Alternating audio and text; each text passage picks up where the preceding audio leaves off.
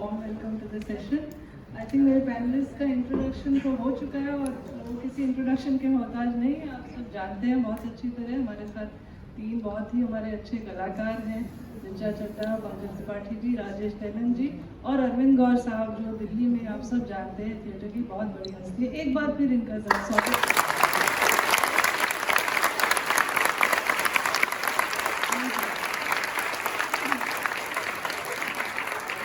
गुजारिश है, पहले सब अपना मोबाइल प्लीज साइलेंट कर ले और मास्क लगा लेंगे, हम सब के लिए अच्छा है। शुक्रिया। मास्क लगा ले, नहीं जिसको मास्क लगा। रंजीत भाई बहुत स्ट्रिक्ट है, वो निकाल देंगे ऑडिटोरियम से। तो दोस्तों, जैसे रंजीत भाई ने बताया, आज 27 मार्च वर्ल्ड थिएटर डे है। बहुत अच्छा दिन है, बहुत शुभ दिन है, इसलिए आज हम थिएटर पे ही बात करेंगे। और इस सेशन का नाम भी है ये दुनिया एक रंगमंच है। ये विलियम शेक्सपियर की एज यू लाइक इट का मोनोलॉग से लिया गया है। All the world stage and all men and women are but actors, they have their exits and entrances. और उन्होंने मतलब कंपेयर किया है, लाइफ भी एक रंगमंच है, दुनिया रंगमंच है। हर कोई अपना पात्र निभाता है और चला जाता है। बचपन, जवानी, बुढ़ापा, ये अलग अलग एक्ट्स हैं। तो ये सब हमारे कलाकार बहुत अच्छी तरह ये समझते हैं, क्योंकि आज जो भी यहाँ स्टेज पे है उसका रंगमंच से बहुत गहरा नाता है। तो हम उस बारे में ज़रूर बात करेंगे। सबसे पहले एक एक करके मैं रिक्वेस्ट करूँगी अपने पैनलिस्ट से कि हमें बताएं थिएटर तक वो पहले कैसे पहुँचे। तो ऋचा, लेडीज़ फर्स्ट के वास्ते से पहले मैं आपको बुलाऊँगी। मैं जानती हूँ आप स्टीफन्स में जब थी, कॉलेज में था, हमारी बड़ी अच्छी एक शेक्सपियर सोसाइटी है। और मैं आपको बताना चाहूँगी दोस्तों, दिल्ली यूनिवर्सिटी में लगभग हर कॉलेज में बहुत अच्छी परंपरा रही है थिएटर की। पहले तो हमारे इतना खर्चा खर्च भरा है, देख के मुझे बहुत खुशी हुई और इस सबसे मिलके बहुत होप मिलती है। इसलिए मैं आपको बताना चाहती हूँ कि हम कुछ दिन पहले पंकज जी और मैं फुकरे 3 की शूटिंग कर रहे थे मेहरा जी की हवेली में, चांदनी चौक में। तब उनके यहाँ वो कटआउट लगा हुआ था जश्न अदब का। तो हमने बातचीत की और फिर मैंने खुद को इनवाइट कर लिया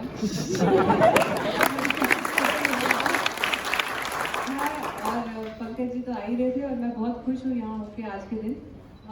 थिएटर से मेरी पहली, मतलब स्कूल में तो सभी प्ले करते हैं, मैं भी बता सकती हूँ। क्लास 1 में मैं टमाटर बनी थी, फलाना, बट सभी करते थे, कुत्ता, सब बच्चों को सब्जियों खिलाने के लिए जो प्ले बनाया था उसमें मैं टमाटर बनी थी। पर उसके बाद मेरी पहली शुरुआत तो सेमी प्रोफेशनल थिएटर में NSD की TI रेपरेटरी एक नाटक करी थी और कितने टुकड़े, जिसको कीर्ति जैन डायरेक्ट कर रही थी।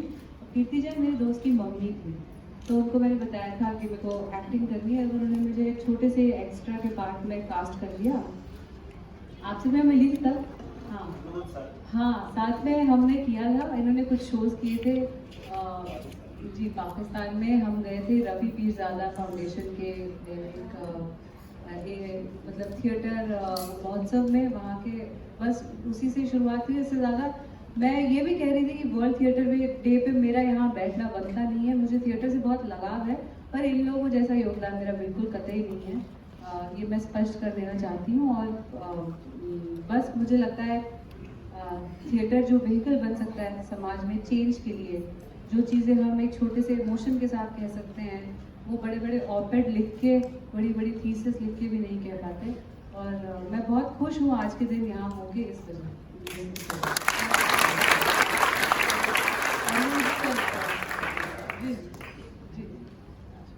तो हमारे दो बहुत ही होनहार अलुमनाई हैं नेशनल स्कूल ऑफ ड्रामा के हमारे साथ। मैं ये बहुत पक्के से कहती हूँ क्योंकि दोस्तों मुझे सौभाग्य मिला था 3 वर्ष जॉइंट सेक्रेटरी का, सारी अकेडमीज की देख रेख का काम मुझे मिला था। तो NSD उसमें सबसे हमारी मतलब मैं कहूँगी सबसे बुलंद अकेडमी है, जिसका नाम देश में नहीं विदेश में भी लिया जाता है। और एडमिशन इतना मुश्किल है कि जो NSD पहुँच गया वो पहले ही काफ़ी कुछ हासिल कर चुका है। आप लोग जानते होंगे, मनोज वाजपेयी जी बार बार बताते हैं कि 3 बार उन्होंने कोशिश की NSD में, 3 बार उन्हें एडमिशन नहीं मिला। तो पंकज जी, आपसे पहले जानना चाहेंगे, आप बिहार से NSD तक कैसे पहुँचे और घर वालों ने कोई उसमें रोक टोक की क्या, आपको मना किया कि कहाँ जा रहे हो और क्या करने जा रहे थे? नहीं, मेरे घर वालों ने नहीं रोक टोक मना किया था। बाबूजी पूछे थे कि क्या होगा ये करके, तो मैं बोला मैं प्रोफेसर बन जाऊंगा। सरकारी नौकरी लग जाएगी और मैं कहीं ड्रामा पढ़ाऊंगा। तो बोले अच्छा एक पढ़ाई हो रहा है, बोले हाँ। तो आ गए। तो उससे पहले कुछ नाटक वगैरह किया नाटक होगा? हाँ जी, पहले सिलेक्शन नाटक में अनुभव, पहले नाटक का मेरा अनुभव ये है, मेरे गांव में छठ का पूजा होता है, उसके दूसरे दिन एक पुरानी परंपरा थी, गांव के लोग मिलकर नाटक करते थे, बहुत ही एमेच्योर लेवल का, बहुत ही मतलब एमेच्योरिश प्ले होता था वो। तो उसमें ज़्यादातर अभिनेता गांव के चाचा बड़े भाई लोग होते थे, तो हम छोटे बच्चे हैं तो हमको भी आ जाओ तुम, तो और कोई लाइनें अपनी याद नहीं करता था। संवाद रिहर्सल चलेगा करेक्ट 15-20 दिन रात में, बट रिहर्सल में आधा टाइम खाली 5 वीडियो का हुआ, उनका जमीन का लफड़ा चल रहा है, रिहर्सल का नाम है और जूनियर हुआ है, चलो करो तुम, भैया आप नहीं, हम पुराने कलाकार हैं, कर लें। हम छोटे बच्चे लाइन वाइन करके थोड़ी प्रैक्टिस करते थे और बड़े सीनियर लोग कर लेंगे।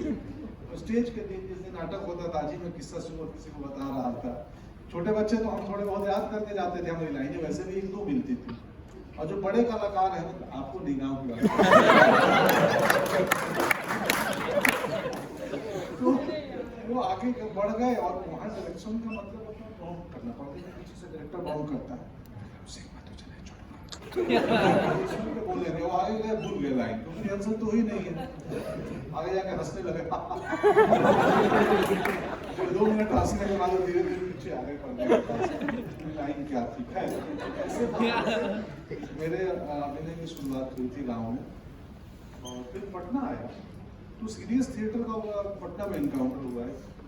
थिएटर और काले संग्रहालय का शो हो रहा था और मैं पहुंच गया देखने, और एक अभिनेत्री थी, उनका एक लंबी स्पीच चल रही थी उनकी, प्रणीता जायसवाल जी की, और मैं देख के मैं इतना प्रभावित हुआ कि रोने लगा। और उसके पहले मुझे लगा कि यार ये तो कमाल का वीडियो है, मतलब एक एक्टर लाइव चल रहा है सिनेमा की तरह, ऐसा नहीं है कि बीच में मतलब वो पर्दे पे आ रही है, सामने मेरे कर रही है और मुझे रोना आ रहा है। तो ये तो बहुत, उसके बाद मैं लगातार दर्शक बन गया था 1 सालों तक, पटना के हर नाटक को देखता था, और फिर धीरे धीरे इतना लगातार ऑडियंस बन गया कि जो साइकिल स्टैंड वाले थे सुनील जी, उनसे मेरी परिचय दोस्ती हो गई, और साइकिल एक रुपये होता था साइकिल स्टैंड का, वो भी लेना छोड़ दिए। बोले कि तुम्हारी तरीके का ऑडियंस चाहिए मुझे, ऐसा सीरियस ऑडियंस हमें चाहिए रंगमंच के लिए जो हर रोज देखने आए, तू 1 रुपया मत दे। फिर मैं बोला उनको अपनी इच्छा जाएगी कि भाई मैं भी करना चाहता हूँ, तो मिल लो, तब तो तुमको सब जानने लगे हैं, रोज आते हो। फिर एक ग्रुप से मिला और वहाँ से पटना से नाटकों में झाड़ू बहारू लगाने से शुरुआत हुई थी। फिर उसके बाद दिल्ली, हाँ, तो उसके 6-7 साल बाद दिल्ली। राजेश जी आपके सीनियर रहे हैं मेरे ख्याल से नेशनल स्कूल ड्रामा में, आप 2004 बैच है, 93 बैच। राजेश जी आप शायद बीकानेर से बिलोंग करते हैं, और आप बता रहे थे कल कि आपके परिवार में ज़्यादा क्लासिकल म्यूजिक वगैरह की तरफ ज़्यादा ये था, तो ये थिएटर में कैसे आता है और बीकानेर से दिल्ली तक कैसा सफर हुआ? मतलब मेरी पूरा परिवार संगीत से जुड़ा हुआ है, और ज़्यादातर क्लासिकल म्यूजिक से, और कोई स्टार हो जाता है, कुछ अलग हो जाता है। दादाजी ध्रुपद गाते थे, तबला प्लेयर थे, तो घर में ऐसे कला का माहौल था, कोई रोक टोक नहीं थी। ऐसे ही हम सारे भाइयों को, कजिन्स को मिलके, मेरे चाचा जी ने एक प्ले करवाया, प्रताप विजय, वो पारसी नाटक था जो मोहल्ले में किसी चौकी पे करवाया, और तो कुछ शौक सा जागा कि मज़ा आया वो करके। और फिर गर्मियों की छुट्टी में मेरे बड़े भाई यहाँ कार्टूनिस्ट थे, सुधीर तेलंग, दिल्ली रहा करते थे वो, तो गर्मियों की छुट्टी में मैं यहाँ आ जाता था दिल्ली, और दिल्ली में उनको परेशान करता था। तो उन्होंने, उनका यही बहादुर शाह जफर मार्ट में ही ऑफिस था, टाइम्स ऑफ इंडिया, तो उन्होंने कहा तू बहुत परेशान करता है गर्मी की छुट्टी पूरा, तो यहाँ NSD की चिल्ड्रंस वर्कशॉप हो रही है, बच्चों की, जब टाई बना नहीं था तब, तो उन्होंने मुझे यहाँ उसमें एडमिशन करवा दिया, बच्चों की NSD की वर्कशॉप। तब मुझे ये वो वर्कशॉप की थोड़ा एक जाना कि सच में थिएटर क्या होता है, और ये पता चला कि 10 नाटक करने ज़रूरी है, ग्रेजुएट होना ज़रूरी है, तो आप NSD का कोर्स कर सकते हैं।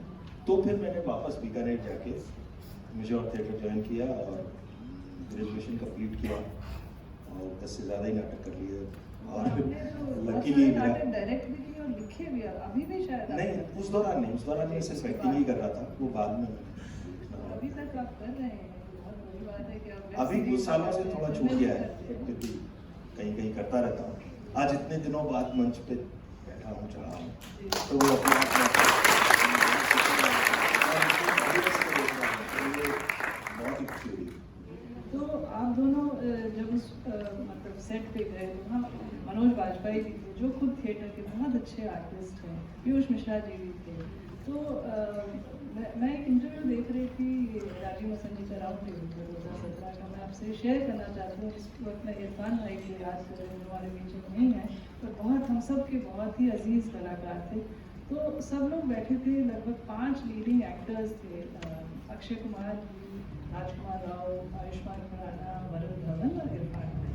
तो अक्षय कुमार जी ने एक किस्सा सुनाया जो बिल्कुल इतना मज़ेदार किस्सा था। बोले कि मुझे डायलॉग से बड़े घबराहट होती है, तो मेरे पास 3 पेज का लंबा डायलॉग था, इरफान के साथ फिल्म थी, तो मैं आया घबराते मरते हुए, किसी तरह सीन बस हो जाए, और मैं किया। इरफान आए टहलते हुए बॉस की तरह, पोजीशन देखी, कैमरा देखा कहाँ है, लाइट देखा, साउंड देखा, पराठेदार डायलॉग बोल के निकल गए। मैंने कहा गुरु तुम क्या चीज़ हो? तो बोले ये थिएटर होता है बॉस, थिएटर में हमें पोजीशन दिखाई जाती है और हमें पता होता है, और हर परफॉर्मेंस में हम उसको नए ढंग से करते हैं। फिल्म में इतना आपको रीटेक का मौका मिलता है, थिएटर में इंस्टेंट फीडबैक मिलता है, जो बहुत बड़ी चीज़ है। तो जब आप दोनों ने गैंग ऑफ वासेपुर की, उस वक्त आपको कुछ लगा कि हम, आपके अंदर एक कॉन्फिडेंस अलग किस्म का था कि हम तो थिएटर से आए हैं, हम तो कुछ कर जाएंगे, सीन ले जाएंगे हम। ये मैं आप दोनों की एक्सपीरियंस जानना चाहती हूँ, आपको कैसा लगा पिक्चर करने? पहले तो मैं ये कहना चाहूँगी कि मैंने हमेशा थिएटर का दामन मैं पकड़ के ही चली, पर मुझे ऐसा लगा मुझे हिंट दूसरा मिल रहा है, तो मैंने दिशा थोड़ी बदल दी। 2008 में मैं एक नाटक करी थी, बगदाद का गुलाम, बैरी जॉन के साथ, बॉम्बे में उनका पहला और शायद आखिरी नाटक था। उस नाटक को देख के एक असिस्टेंट डायरेक्टर थे कन्नू बहल, उन्होंने बोला ये लड़की हम ऑडिशन करेंगे ओए लकी के लिए, तो मुझे वहाँ से ओए लकी मिल गई। और उसके बाद मैं खालिद मोहम्मद के साथ एक बड़ा अलग म्यूज़िकल टाइप का प्ले कर रही थी बॉम्बे में, जिसका नाम था कैनेडी ब्रिज, और ये थी 2011 की बात, जिसमें एक ऐसी कहानी थी उनकी खुद की लाइफ की। खालिद मोहम्मद जो क्रिटिक, राइटर और डायरेक्टर सब हैं, उनकी खुद की अपनी लाइफ की एक कहानी थी कि कैनेडी ब्रिज में कैसे उनका एक बड़ा मटर्नल सा बॉन्ड बना एक तवायफ के साथ, और कैसे वो उनको फिर बाद में 20 साल बाद मिलने गए वगैरह। तो वो जो नाटक था उसमें मुझे 18 साल की उम्र से लेकर 50 साल की उम्र का होना था, 2 घंटे के बीच में ट्रेनिंग।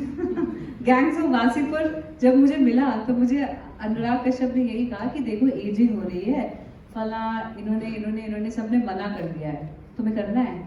मैंने कहा हाँ, मैं तो बहुत तैयार चल रही हूँ आजकल इसी के लिए।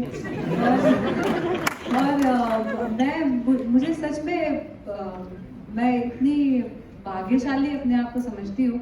मुझे आप जो बोल रही हैं मनोज बाजपेयी, पीयूष मिश्रा, नवाजुद्दीन, मुझे कभी नहीं लगा कि मेरे को, हाँ मतलब ऑब्वियसली ग्रेट एक्टर्स, पर मैं बस ये देखती थी टेस्टोस्टेरोन, सिगरेट, पुरानी बातें और ये सारी चीज़ें नेविगेट करके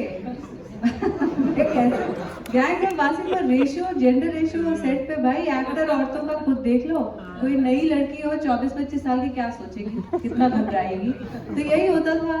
कुछ लोगों से मैं बातचीत करती थी, उनमें से एक सुल्तान जी, ऑल्दो हमारी हम बातचीत करते थे साथ में, तो वाकई बहुत मुझे सपोर्ट मिला थिएटर का।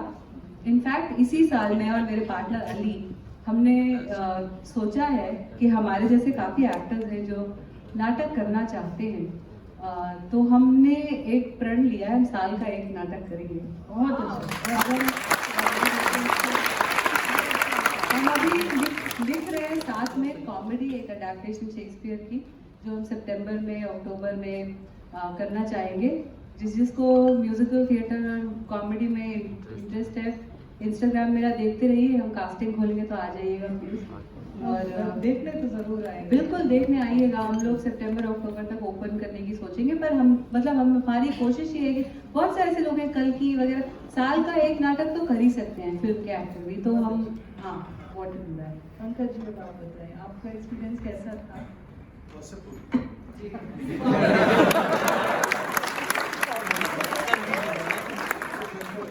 कॉमेडी किया नहीं, अभी आप लोग हंस दिए। अच्छा था, मैं बहुत बढ़िया था। वही कि सारे अनुभवी अभिनेता लोग थे, और चूंकि हम सिनेमा का व्याकरण पता नहीं था, तो सिनेमा के ग्रामर को हम लोग बहुत ज्यादा नहीं जानते थे। फिल्म कैमरा लेंसिंग या उसका एक टेक्निक थोड़ा सा थिएटर से अलग तो है, महीन धागा है बट है। Confidence है। हाँ बट ये अगर थिएटर में कॉन्फिडेंस दिया होता है कि कर लोगे तुम, तो ये तो हम हवा में थे कि अरे कर लेंगे। कर लिए। हाँ कर भी लिया, लेकिन वो उस समय वो तकनीकी ज्ञान बहुत नहीं था, तो हमें जितना आप समझते हैं कैमरे को तब नहीं समझते थे। तो अनुराग बहुत ऑर्गेनिक डायरेक्टर है, वो एक्टर को छोड़ देते हैं, बहुत समझाते भी नहीं है, यहाँ से चल के आओ, इसको बोल देना करो ऐसे। तो वो भाप लेते हैं एक्टर को कि यार इसको ज्यादा गाइड मत करो नहीं तो गड़बड़ करेगा, तो वो उस तरीके से बहुत आसानी से कर, तो कभी हंसते खेलते हो गया, हमें मालूम ही नहीं चला कि हम कोई फिल्म कर रहे हैं। और वो तो खैर कोई भी फिल्म बनते वक्त मालूम नहीं होता है कि इसका परिणाम क्या होगा, परिणति क्या होगी। तो करते वक्त बहुत आसान प्रोसेस था, सब लाइक माइंडेड लोग थे, ज्यादातर नाटक वाले लोग थे, बजट भी ज्यादा नहीं था, इसीलिए ज्यादातर नाटक वाले थे।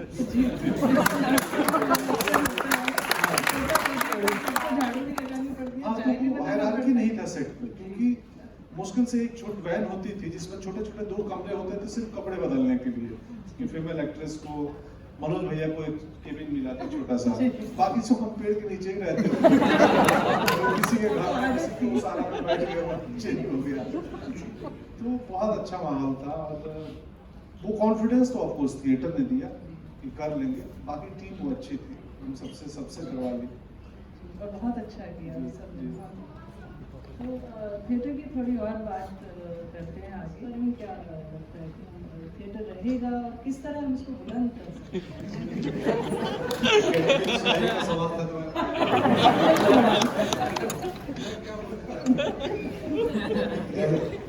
देखिए मैं तो थिएटर का हम क्या मतलब एक क्या कहना उसको, एक विदेश छोटा सा कण भी नहीं है, तो थिएटर रहेगा और नहीं रहेगा ये कहने की हिमाकत मेरी हो नहीं सकती। मेरे ख्याल से थिएटर हमेशा रहा है, तो जरूर रहेगा थिएटर, क्यों नहीं रहेगा। हाँ ये है कि थिएटर के लिए जो प्रैक्टिकल समस्याएं हैं उसके मंचन की, वो जरूर थोड़ी मुश्किल होती है। मतलब एक जमाना था जब थिएटर हॉल बहुत सस्ते हुआ करते थे और आसानी से सब लोग थिएटर कर पाते थे, रिहर्सल स्पेसेस या शहरों का बढ़ना, तो लोगों की व्यस्तताएं और रिहर्सल में पहुंच पाने की प्रैक्टिकल रीजंस बहुत ज़्यादा है। मुझे ये लगता है रंगमंच की कोई ताकत में कमी कहीं नहीं आ गई है, ये प्रैक्टिकल रीजंस है। अभी कोई एक एमेच्योर थिएटर करने वाला कैसे 60-70-80 हज़ार रुपये का एक थिएटर हॉल बुक करवाएगा और करेगा। पहले श्री राम सेंटर में बेसमेंट में कर लेते, 500-600 रुपये 400 रुपये शायद होते थे उसके, वो बंद हो गया। तो अब मेन में करने पे या ऐसे स्पेसेस का अभाव है, शायद गवर्नमेंट की तरफ से वो एक सहायता हो सकती है, तो रंगमंच तो जरूर रहेगा। अरुण जी, क्योंकि हम बहुत आपने तारीफ है आपकी, आपने जितनी मेहनत मशक्कत की है थिएटर को रखने में दिल्ली में, और इसमें हम और क्या कर सकते हैं इसको बुलंद करने के लिए? आज रंगमंच दिवस है, और रंगमंच दिवस का मतलब सिर्फ ये हमारे तो रोजाना ही रंगमंच दिवस होता है। रंगमंच करके यहाँ बहुत सारे रंगकर्मी बैठे हुए हैं। रंगकर्म में जो सबसे बड़ी मैं लगातार इस पर जो 25-30 सालों से लगातार बोल रहा हूँ, और यही बात जो आपने की उसी को आगे बढ़ाऊंगा। सबसे बड़ी दिक्कत है रंगमंच में कि हमारे पास आज तक कोई कल्चर पॉलिसी नाम की चीज़ नहीं है। इतने साल हमारे देश को आज़ाद हुए, लेकिन हमारे पास पॉलिसी नहीं है, क्या करना है क्या नहीं करना है ये आप बेहतर जानती है, आपने 3 साल जिम्मेदारी संभाली है। बहुत छोटे छोटे सवाल है। प्रेक्षागृह एक बहुत महत्वपूर्ण सवाल है। प्रेक्षागृह की जगह जो लालाओं को दी गई थी, 1 रुपये गज पर दी गई थी, आज वो एक दिन का 50,000 से लेकर 1.25 लाख तक वसूल करते हैं। और हम लोग ने बहुत आवाज उठाई, बहुत हड़ताल की, सब कुछ हुआ, लेकिन अंततः उनकी ताकत बहुत है। अब पहले वो अपनी जगह का 15-20% जो है उसको कॉमर्शियल यूज कर सकते थे, आज वो 40% कर सकते हैं। तो ये इसके अलावा रिहर्सल की स्पेस, ये सब पुरानी सारी बातें हैं। जो सबसे महत्वपूर्ण बात ये है कि रंगमंच में जो सबसे महत्वपूर्ण फैक्टर है वो है एक्टर। और एक्टर के लिए हमारे पास कोई पॉलिसी नहीं है, कोई योजना नहीं है कि एक्टर काम करता रहे, उसके बाद क्या हो, ज्यादा वो करते हुए उसका सिलेक्शन हो गया, आगे संस्थान में चला गया, उसके बाद हो गया ऑडिशन क्लियर किया, सिनेमा में चला गया। लेकिन उसके जो 4-5 साल का जो पूरा पीरियड है, उसके परिवार के साथ, उसके समाज के साथ जो आर्थिक और उसके दबाव है, उसके बारे में बातचीत नहीं होती है। ऐसा कहना बिल्कुल भी मुझे लगता है कोई आर्थिक दिक्कत रंगमंच में नहीं है। ये बहुत एक नई बात हो सकता है, आपको सुनने में नजर आए, लेकिन रंगमंच के लिए सरकार के पास बहुत पैसा है, आप जानती हैं। पैसे की सरकार के पास कोई कमी नहीं है, सिर्फ ये है कि पैसा पहुंचता कहां पर है, किनके माध्यम से पहुंचता है, और एक्टर के पास कैसे पहुंचते हुए बीच में कहां रुक जाता है। एक किसी पुराने प्रधानमंत्री ने कहा था यहाँ पर कि वहां से 100 रुपए चलते हैं और आम आदमी तक, गांव तक जो 1 रुपया पहुंचता है। ये रंगमंच में स्थिति है।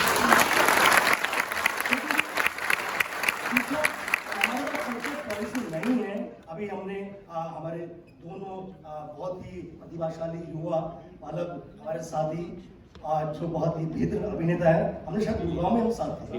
हाँ, तो ये बहुत ही प्रतिभाशाली है, तो इनको पता है जो मैं कहने वाला हूँ। अभी तक इतने सालों बाद भी देश के अंदर एक ही राष्ट्रीय नाट्य विद्यालय है। हमारे IIT कितने हैं? 14-15 हो गए। IIM कितने हैं? बहुत सारे IIM हैं। इसी तरह डिजाइन कॉलेज है, लेकिन हमने अभी उसको डिसेंट्रलाइज नहीं किया है। डिसेंट्रलाइज जिसके नाम के वो अम्ब्रेला में कर दिया।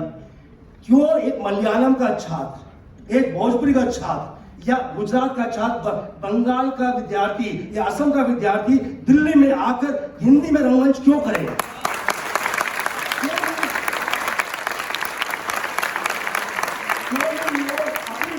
काम करे। एक बिहार से छात्र को आने की दिल्ली जरूरत क्या है? वो वहां पर काम करता है, ग्रुपों में काम करता है। मुझे पता, मैं उत्तर प्रदेश का हूँ, लेकिन उत्तर प्रदेश से ज्यादा मैं बिहार में काम किया, बिहार के गाँवों में मैंने काम किया है, वहाँ के मोहल्लों में नुक्कड़ नाटक किए हैं। और एक नुक्कड़ नाटक का तबाही मचा दी बिहार में, हमारे नाटक का पुस्तकालय मंदिरालय, और उसका नतीजा हुआ वो हमने पूरे उसमें किया। जब करके निकले गया से, पता लगा और थोड़े शराब की दुकान तोड़ दी उस नाटक के बाद। और जब पुस्तकालयों के लिए देश में लाइब्रेरी मिशन नाम की वो चीज नहीं थी, उस नाटक ने इतना हंगामा किया, राज्यसभा तक नाटक की मांग पहुंची, और नतीजा क्या होगा, पुस्तकालय मिशन जो है देश के अंदर बना। तो नाटक की बहुत सक्सेस स्टोरी होती है, वो अलग है, लेकिन मुझे लगता है हमें कल्चर पॉलिसी जो है, क्यों बिहार का विद्यार्थी यहाँ पर आएगा, उसको वहीं पर वही सुविधा मिलनी चाहिए, बिना यहाँ पर जो बहुत ही आपको खराब नहीं लगना चाहिए, वो संस्थान से है, किसी मठ में बैठे हुए लोगों की जो है वहां दादागिरी नहीं चलनी चाहिए। भावलपुर हाउस हो या एक जगह वोट तय नहीं किया,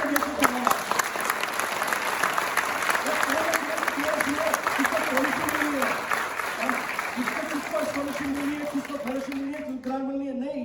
आज की राष्ट्रीय नाट्य विद्यालय की स्थिति आप देखिए, बहुत दयनीय है, बहुत दुख होता है। पिछले 2 बार से जो वहां पर कार्यक्रम निर्देशक बने हमारे दोस्त थे, चाहे सुरेश था या दिनेश, तो हमारे साथ का ही है। उसके बाद अभी हाल की, अभी पिछले एक सप्ताह में जो घटना हुई है, वो क्या उचित है? इतनी शर्मनाक घटना है। राष्ट्रीय नाट्य विद्यालय या किसी को ऐसा पूरे देश भर में कोई रंगकर्मी नहीं मिला जो उसको वहां पर कार्यकारी या निर्देशक बना सके। एक ऐसे व्यक्ति को वहां पर लाकर बनाया गया जिसका कोई थिएटर का बैकग्राउंड नहीं है।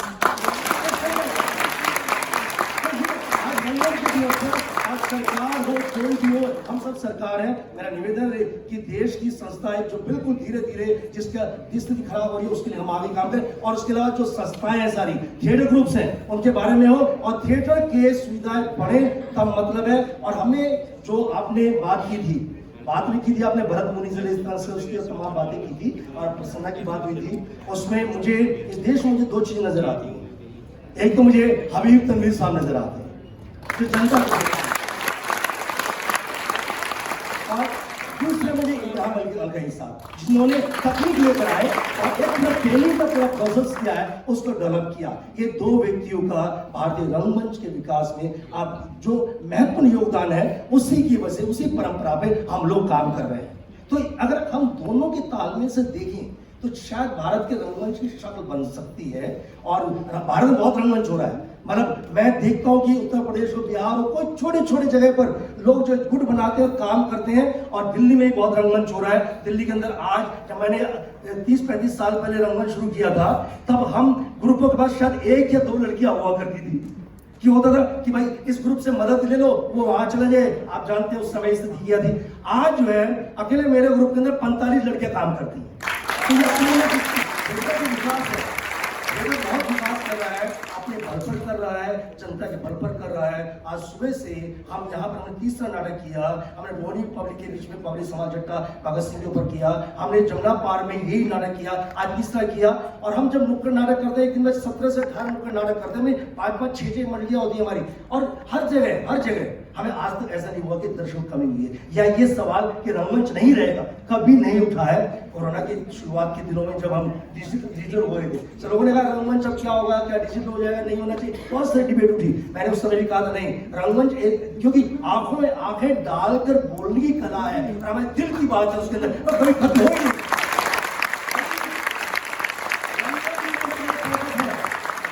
रंगमंच के अंदर बहुत ताकत है जो मरो को जिंदा कर देती है।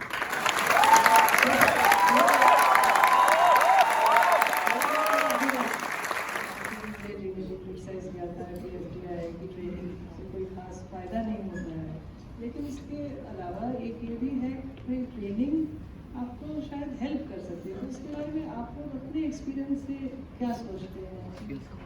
जब तक किसी के अंदर नेचुरल टैलेंट ना हो तो उसका वो एक्टर बन सकता है, या उसका उल्टा ये भी है कि ट्रेनिंग से कितना इम्प्रूव कर सकता है जिसका नेचुरल टैलेंट है? आर एक्टर्स बॉर्न और आर दे मेड? सबसे जो भी पहले लेना चाहो, सीनियर की तरह इशारा करने का जवाब दे दो। तो राजेश जी आपसे शुरू करें। अभी इधर से देखिए, मैं ये मानना चाहूँगा कि ट्रेनिंग से एक्टर बनते हैं।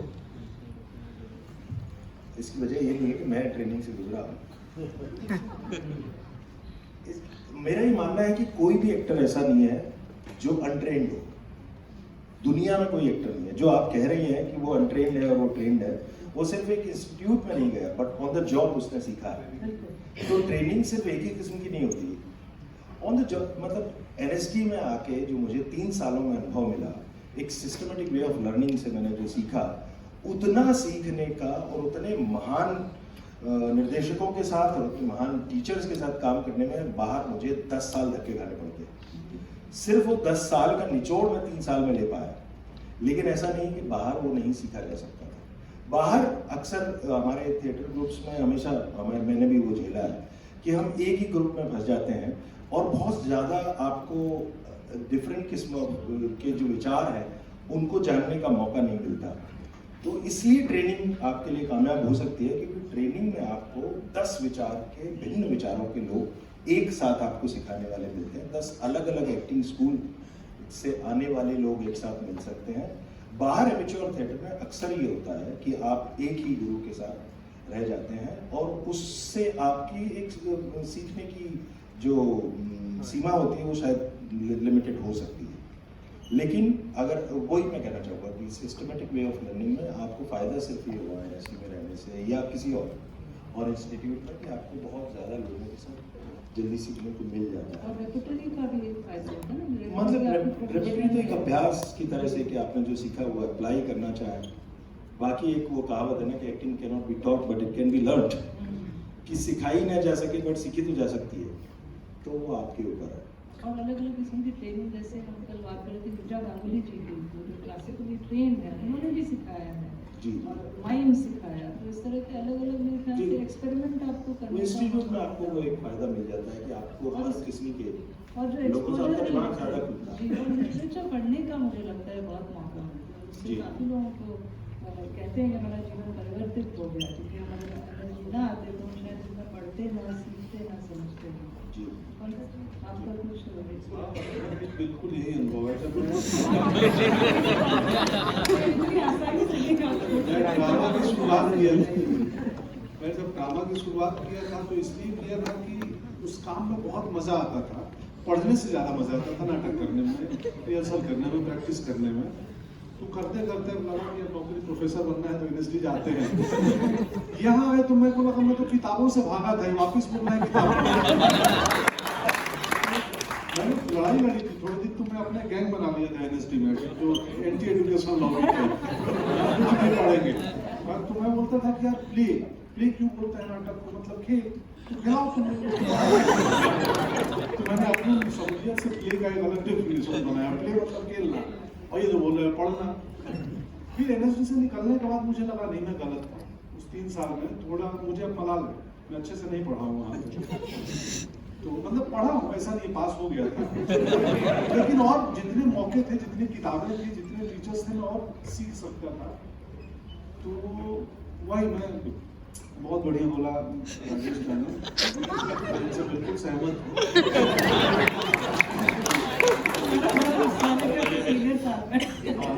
काम हो जाएगा ना आसान से, ये पास बिठा लो, वही आंसर दे देना था। एग्जाम में भी ये होता था ना टीचर का। नहीं कहा मैं तो करते थे।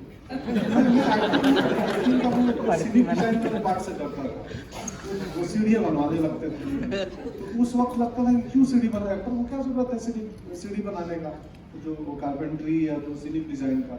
अब लगता है कि नहीं जरूरी था, जैसे पता नहीं कहाँ कभी तो आर्ट एक्टिंग की बात आई था, प्रसन्ना की पुस्तक की आपने बात की, और वो इनकार करते हैं कि हमारे पास भारतीय बहुत सारे परफॉर्मिंग आर्ट हैं, जो लोक शैलियाँ हैं, हर प्रदेश की हैं। तो आज कालांतर में पढ़ते पढ़ते मुझे लगा, मुझे भी इस बात से सहमति हुई थी उस किताब को पढ़ने के बाद कि यार जो रियलिज्म के नाम में हमें सिखाया जाता है वो दरअसल यूरोप और रशिया से आई हुई चीज़ें हैं। तो भूगोल हमारा गर्म इलाका है, तो मैं तो भूगोल से अभिनय को तुलना करने लगा कि हमारे पहनावे अलग हैं, हमारे जेस्चर अलग होते हैं, हम ठंड प्रदेश वाले लोग हैं नहीं कोट पैंट पहन के जेब में हाथ डाल दिए। मुझे याद है शुरुआत में रियलिज्म एक्टिंग मतलब जेब में हाथ डाल दूँ, ऐसा हाथ डाल के और खाली डायलॉग बोले जाए, क्योंकि एक्टर की शुरुआत में एक बहुत बड़ी प्रॉब्लम होती है, इसमें बहुत एक्टर ने भाग लिया। पहले 6-8 महीने तो लगता है कि हाथों को कहाँ ले जाएगा।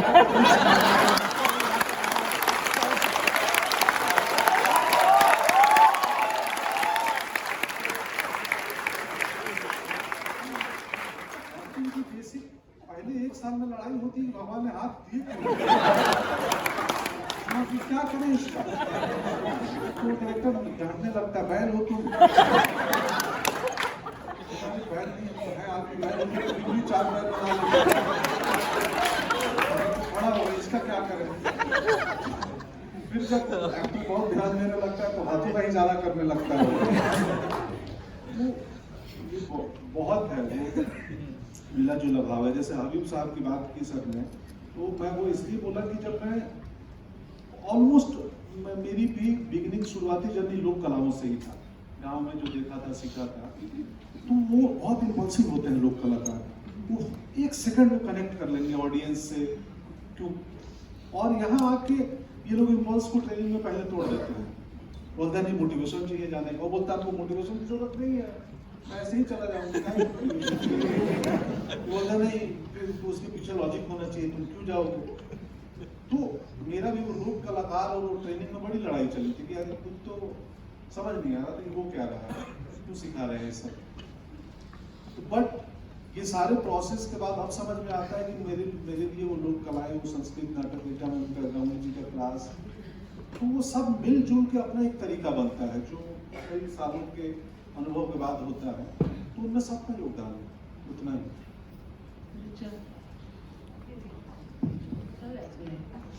जब मुझे गैंग्स ऑफ वासेपुर जब मिली तो अगस्त में पता था मिली थी, शूट शुरू होने वाली थी दिसंबर जनवरी में। मुझे बहुत कॉम्प्लेक्स हुआ कि हर एक इंसान एनएसडी से है और बात करते ही शुरू हो जाते थे। 1970 में तुमने वो जो एंट्री ली थी बहुत अच्छी थी, तो मुझे बहुत मुझे हॉलर हो रही थी, एक शब्द होता है हॉलर हो रही थी मुझे कि मैं कैसे करूँगी। उस दौरान उन 6 महीनों में जितनी वर्कशॉप्स थी बॉम्बे में, जो भी वहाँ बहुत कमाल के इंसान है जहान मौलिक शॉ, वो इंडियन ड्रामा स्कूल चलाते हैं और अलग अलग टॉपिक्स पे वो वर्कशॉप ऑर्गेनाइज करते थे। बॉम्बे में रहने का बहुत फ़ायदा हो गया, लोकल ट्रेन लेके कभी भी चले जाओ, कुछ भी पहन लो, दिल्ली थोड़ी है, लड़की हूँ, और वापसी में आराम से मतलब मैंने कुछ नहीं तो एक ब्रेथ पे वर्कशॉप की थी, एक फ्रेंच टीचर आई थी, अनामिका हक्सर आई थी, उनके साथ एक दूसरी वर्कशॉप की थी, एक क्लाउनिंग पे वर्कशॉप की, एक वॉइस पे वर्कशॉप करने मैं गई वीना पानी चावला के पास आदिशक्ति। तो मुझे अलग अलग जगह से सीखने का बहुत फ़ायदा हो गया, क्योंकि मेरे पास उससे पहले ज़्यादा ट्रेनिंग नहीं थी, सिर्फ बैरी सर थे और उन्होंने मुझे सिखाया how to think on my feet. उससे मुझे काफ़ी कॉन्फिडेंस मिला। तो मुझे तो लगता है ट्रेनिंग करनी चाहिए। और आपने पूछा था बिना टैलेंट के भी एक्टर बन सकते हैं, अब क्या कहते हो दोस्त? आप बनते हैं बहुत सारे हैं एग्जाम्पल्स हमारे सामने। बिना टैलेंट के बड़े actor। बड़े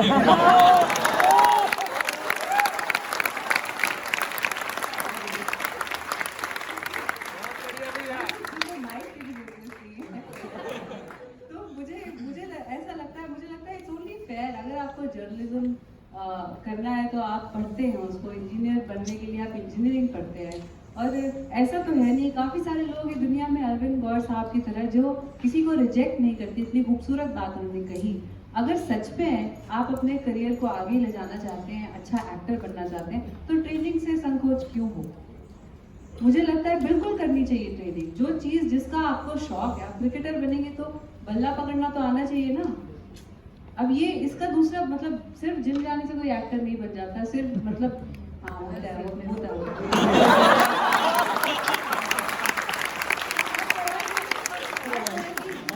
जो चीज़ है जब हम उसको सीखते हैं, हम उसको निखार पाते हैं। मुझे अभी जाके फरवरी में मुझे ऐसा लगा कि ओ मुझे अब समझ में आया एक्टिंग क्या होती है। अभी पिछले महीने वो भी किसी और फिल्म में किसी और एक्टर का ऑफ कैमरा एक आवाज आई, कुछ चीख सी आई। मुझे लगा क्या गटरल साउंड, इतनी ऑनेस्ट आवाज। फिर मुझे लगा उस आवाज को सुन के मेरे अंदर बहुत सारे चेंजेस हुए।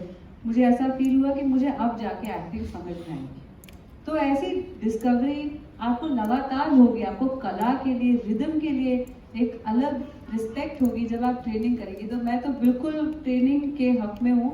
और मैं ये नहीं कहती बिना ट्रेनिंग आप नहीं बन सकते, आप बन सकते हैं, बहुत अच्छे भी बन सकते हैं। इम्पल्स और नेचुरल टैलेंट जो आपको भगवान ने एक गिफ्ट दिया है, मुझे भी लगता है मुझे भगवान ने एक गिफ्ट दिया है, क्योंकि मैंने मतलब मैं एक ही बार स्क्रिप्ट पढ़ती हूँ और मैं उसके बाद मेरे सबकॉन्शियस में कुछ होता है वो अंदर अपने आप ऐसे कैरेक्टर अंगड़ाई लेता है, मेरा हिस्सा बन जाता है। बाद में मुझे समझ में आता है जब फिल्म छूट जाती है कि ओहो ये तो जा नहीं रहा भाई, इसको निकालो, इसको एक्सरसाइज करो अपने शरीर में से, इसका जो रेजिड्यू है उसको निकालो, तब जाके मेंटल हेल्थ अच्छी रहेगी, आप खुश रहेंगे।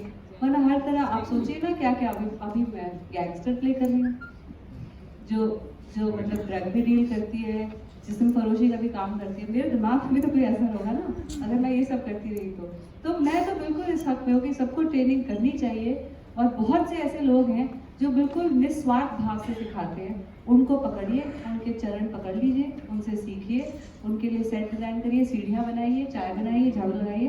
वो गुरु हैं आपके, उनसे आपको सब कुछ मिलेगा।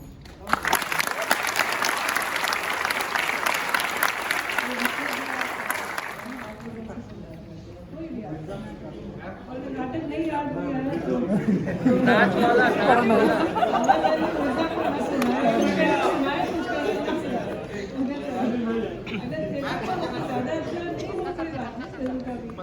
आज विश्व रंगमंच दिवस है, तो आप लोग विश्व वेब सीरीज दिवस थोड़ी है।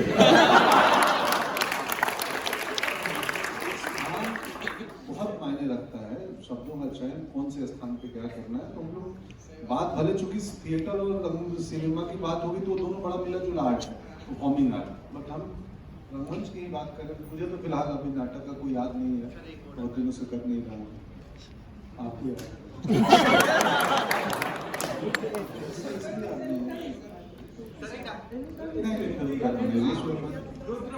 सर एक डायलॉग है आपका सर, एक डायलॉग है आपका मिर्जापुर 2 का, जिस शहर के आप नौकर है, शहर के मालिक हैं आप सर। यही सुना प्लीज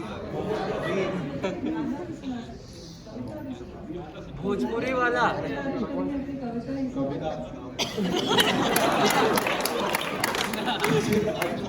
बहुत बुजुर्ग बना दिया।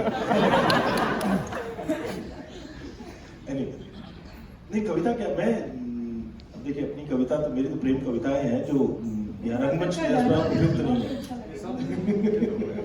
हाँ, राजा का डायलॉग सुनाइए। नहीं, मैं एक अंधे के थोड़ा सा एक हिस्सा आपको वो कविता ही है क्योंकि पूरा अंधायुगी काव्य है, तो एक कविता की कविता हो जाएगी और रंगमंच का एक हिस्सा हो जाएगा। तो टुकड़े टुकड़े हो बिखर चुकी मर्यादा, उसको दोनों ही पक्षों ने तोड़ा है। पांडव ने कुछ कम, कौरव ने कुछ ज्यादा। यह रक्तपात अब कब समाप्त होना है, यह अजब युद्ध है नहीं किसी की भी जय। दोनों ही पक्षों को खोना ही खोना है। अंधों से शोभित था युग का सिंहासन, दोनों ही पक्षों ने विवेक ही हारा। दोनों ही पक्षों ने जीता अंधापन, भय का अंधापन, ममता का अंधापन, अधिकारों का अंधापन जीत गया। जो कुछ शुभ था, निर्मल था, कोमलपन था, वो हार गया, द्वापर युग बीत गया।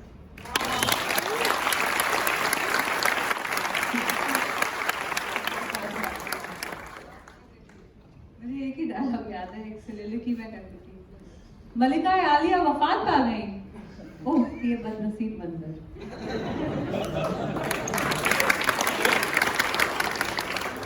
सबको याद है कि आप सुनाना नहीं चाहते। ये हमसे पहले से जुड़े हैं, जिसमें और फिर में बुलाना ना आता है।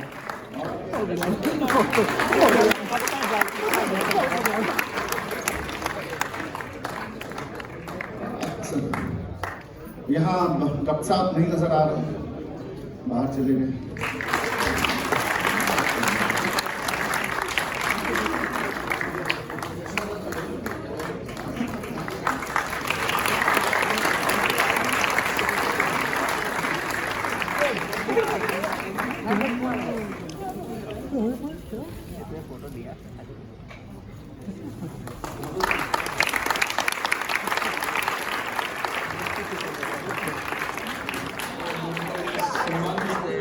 मेरा सॉल बोलना बड़ा अच्छा लगता है। मेरे बाबूजी बहुत खुश होते हैं, उनको बताते हैं साले क्या मिले सॉल। नहीं, शुक्रिया। वैसे तो मैं मुझे खुद ही जब इन्होंने अभी पता चला, मुझे अनाउंस किया, तो मुझे भी थोड़ा अंदर से संकोच हुआ, लेकिन सम्मान होता है। क्योंकि मैं रंगमंच कर नहीं रहा हूँ कुछ सालों से, तो मैं इसका एक्चुअल हकदार नहीं हूँ। मुझसे बेहतर कोई और होता जो रंगमंच कर रहा है। फिर भी आपने सम्मान दिया, उसके लिए मैं आभारी हूँ। शुक्रिया, धन्यवाद।